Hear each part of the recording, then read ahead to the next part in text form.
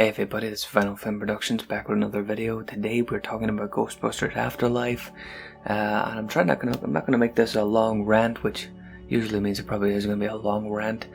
Direct sequel to the first two movies, and it's not continuing on the storyline or as any references to the 2016 movie, and that from the outset, when that was apparent from the first trailer and other stuff, that riled up fans of that 2016 movie and some of the actors who just thought that anybody that didn't like their movie and wants to like this movie has got to be a complete reprehensible human being. So that's that's where we're at with this whole discourse. I'm not going to get into the 2016 movie that much.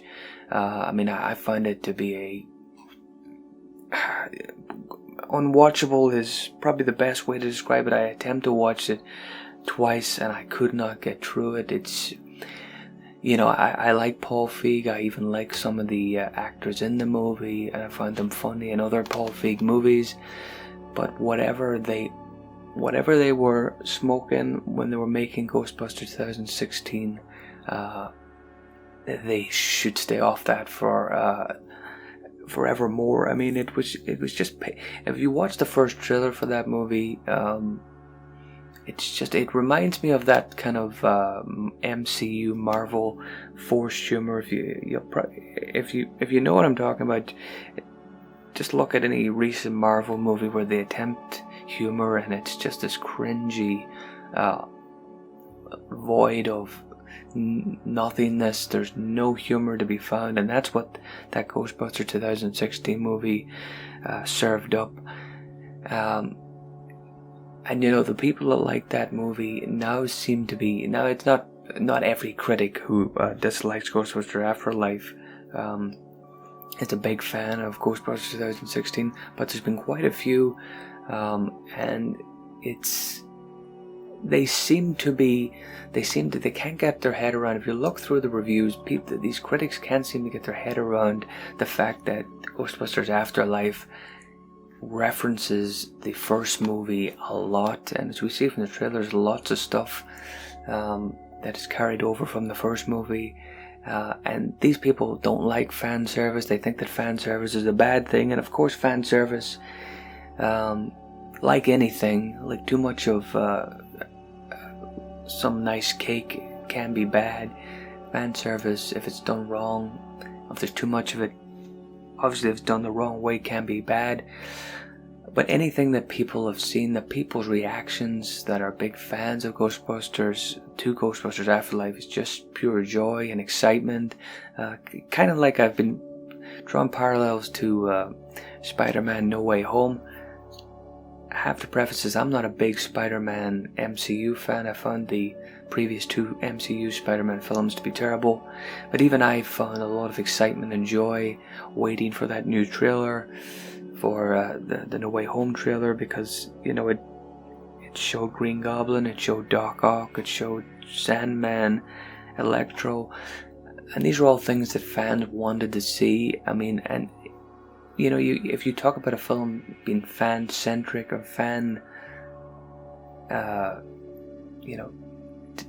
fan service centric, that Spider-Man movie, that's it in a nutshell, and people love it. Fans get excited about it. I'm sure plenty of critics will whinge about that movie when it comes out as well, under the same issues they have with Ghostbusters Afterlife, that they feel that there's too much fan service. Critics, a certain subset of critics, just don't seem to understand that fans of certain genre films, whether it be a horror franchise, whether it be superhero, whether it be Ghostbusters, they love seeing stuff. They love seeing references. They love seeing characters from previous movies. you don't need to explain why people love to see that stuff. There's a reason why these movies have become classics, is because people love the characters, they love the universe, they love the world. And the fact that these critics just don't seem to understand the appeal of that is just insane. And it tells you that you should ignore those opinions, because if they don't get that, and that's a big part of why anybody likes sequels to movies, well-known franchises. I mean, I go back to Terminator Dark Fate, I go back to The Last of Us 2. Those are movies and games that just they seem hell-bent on making the fans of the original series or films or games dislike the new version, because they want to kill characters, they want to piss on plot points from previous stories, and I just don't get that. And interestingly enough, Last of Us 2, critically acclaimed. Terminator Dark Fate, maybe less so, but critics seem to want to push that as being a lot of critics seem to want to be push Terminator Dark Fate is a great sequel as well. Completely at odds with what most fans thought of it. And as you look through these reviews for Ghostbusters Afterlife, some of them are just it's hard to know where to start with some of them. I mean, you've got Michael O'Sullivan from the Washington Post shamelessly catering to the fans of the original film while giving them nothing new. It's a story and humour that are also inexplicably calibrated for a younger demographic than those old enough to have seen the first film when it came out. Well, you mean as a young cast? That's the idea. I mean, that's like saying that you're trying to get a younger demographic with Stranger Things, or any movie or show that has a younger cast. That ain't that much of a problem. You've also got Paul Rudd in there. You've also got the original Ghostbusters. So I don't think people are going to be pissed off with that. And what else do we have here? We've got Ghostbusters Afterlife is like staring into the abyss to find nostalgia devouring itself whole. Again, it's a sequel to a movie that came out God knows how many years ago. I don't.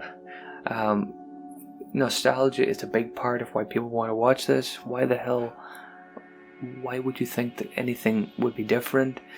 We got Flickering Myth. It's never a good sign when a film is preceded by a quick pre-recorded video of the director, in this case Jason Reitman, the son of Ghostbusters Helmer, Ivan Reitman, proclaiming that what viewers are about to see is an extreme Easter egg hunt. Again, these people, these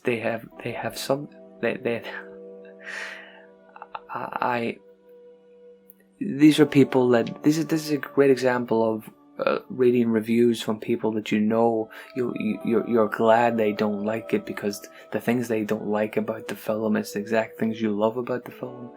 And we got who else we got here? We'll go to Katie Walsh, Tribune News Service.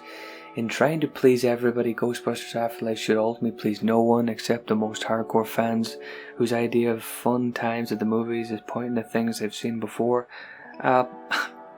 So they're saying that bringing back characters and plot points from previous movies is a bad thing. I mean, isn't that the whole?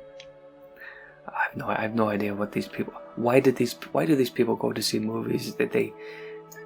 I think the only thing that these people gravitate to is if you bring back old characters and kill them, which seems to be the only thing that critics seem to applaud. They applauded The Last Jedi, they applauded Last of Us 2, they applauded Terminator Dark Fate.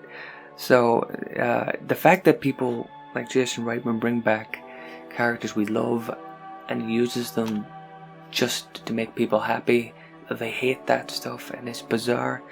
And it goes back to a lot of these people like the 2016 Ghostbusters movie, which fans of Ghostbusters just hated. And it's interesting that these people now seem hell-bent on trying to pull down Afterlife, but I get the impression, even with the pandemic, I get the impression that Afterlife is going to do well. I don't know for sure because I haven't been following the box office runs of a lot of these movies recently, but I get the impression that if it clicks with fans, which I think it is going to do, it's going to do well. But this is where we're at. These critics are the sort of critics that when I hear what they're saying, it makes me more excited for the movie, because I know I'm going to have the completely opposite opinion, and the things that they love are the things I would hate, and the things that they hate are the things that I would really, really gravitate to. And again, I mean, it's you've got Ghostbusters Afterlife on 67 as of today % on Rotten Tomatoes, and you've got Ghostbusters 2016 on 74. So I mean, I don't know, is it going to go up or down? I presume it'll probably go down a bit, because you can kind of just get the scent of a lot of these where the critics are going to go. A lot of these people are the same mindset, and I think that hopefully the fans embrace it. I think they will. Anyway, what do you guys think? Are you surprised by the critics turning on Ghostbusters Afterlife after they praised and were a big part? I mean, we're not going to go back into the Ghostbusters 2016 debate, but a lot of critics keep bringing up the fact that it was a toxic war between fans of that movie and fans of the original and critics. I think the critics brought a lot of the toxicity to the party as well. But again, what can you do? We're not going to get into that again. What do you think about Ghostbusters Afterlife? Are you excited by it? What do you think about the critics' reviews? Let me know in the comments. Thank you.